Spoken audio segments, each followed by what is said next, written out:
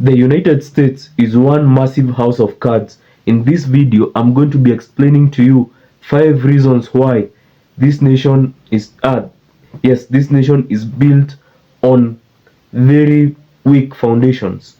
And without wasting any more time, let's get into the video. Point number 1, political divide. You see, in a lot of countries, you have something going on like a semi-dictatorial thing, whether it's full dictatorship or it's like some form of the government came into power democratically, but then became more and more authoritarian. That is the most common setup of nations in the world. But with the United States, it's very different. Their democracy is quite strong. And then within this democracy, it's divided between two major factions, the left and the right. And if you judge this population, it's like around half half. The population is almost equally divided. And the geographical distribution of this political faction is almost equal. You cannot say there is like a very sharp boundary between these ideological people and the other ones. It's just that you'll find some states have more right-leaning people and some have more left-leaning people. But in terms of isolated land groups, you cannot find them there. How is this problematic? This is problematic because the more you have differences among the people, if there was a triggering point like an economic collapse or a very violent election, now people will infight very well. The borders will not be clear. People will slaughter each other in the masses. And this is backed up by point number 2.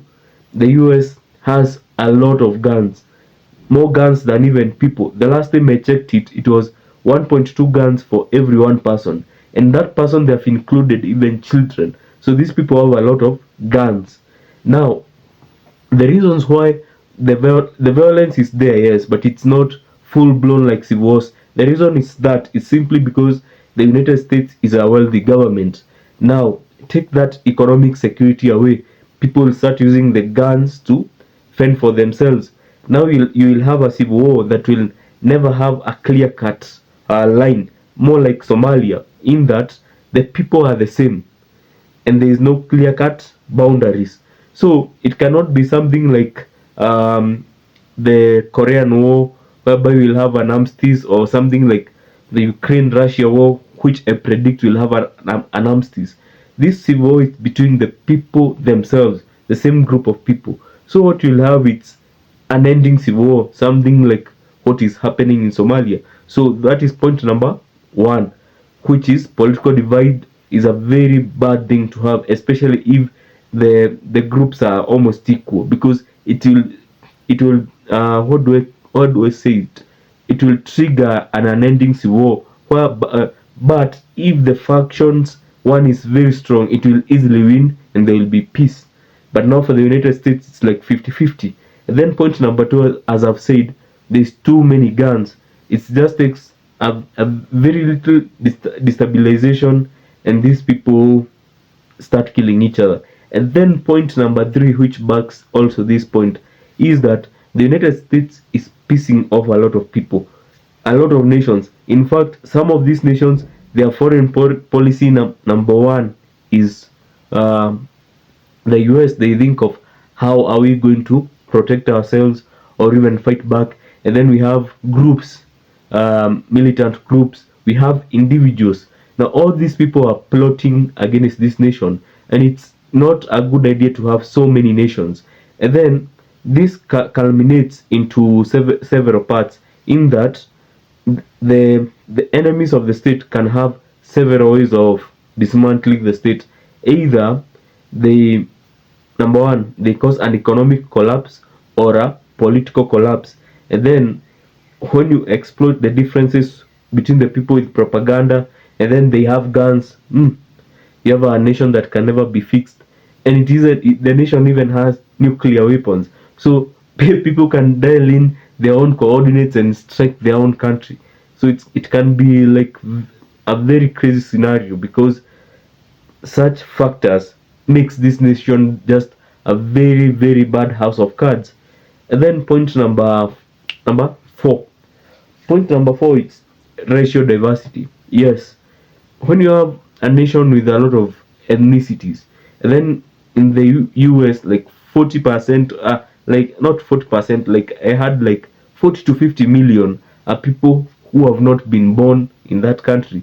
This country, from when it was built, it mainly depends on people immigrating into it. It's fine as long as the country is relatively peaceful. If you look at the wars the United States has been subjected to on their homeland, it's between uh, Britain, Canada. Those are the ones which they did not easily win, and those are very destabilizing.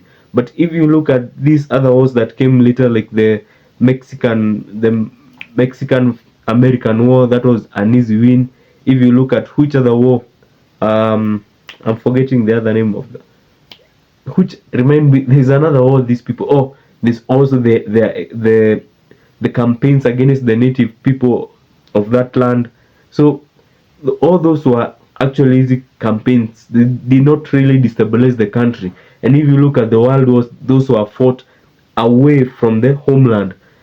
That place was not, or it was even barely bombed. So there have not been any major political, economic, or even any military threat to destabilize the country into full chaos. So far, it's doing good. But remember, most of the empires that have survived in history for like 500 years and above, those are authoritarian systems. When this democratic setup is bound to fail. The US, it's just a reality in it, but the fact that it has survived over 250 years, it's because it was protected by those waters. But as the world gets more technologically advanced, those water barriers, it will not save the country a lot.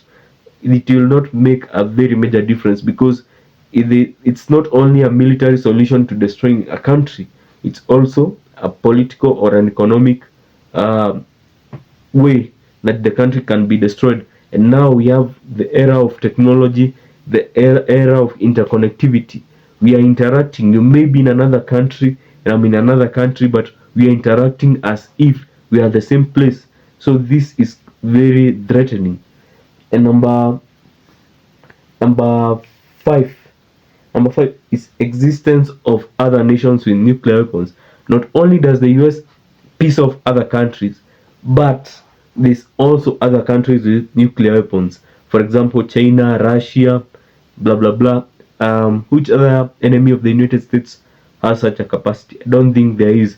But imagine if the war escalated long enough, or that bad enough, that one of those sides decides to launch a preemptive attack. So the way that preemptive attack can go, it can go two ways. Either the United States is completely destroyed and does not manage to launch back, that still destroys the nation. And number two, it becomes mutually assured destruction. Whichever way you look at it, this nation does not survive. And that's what is happening.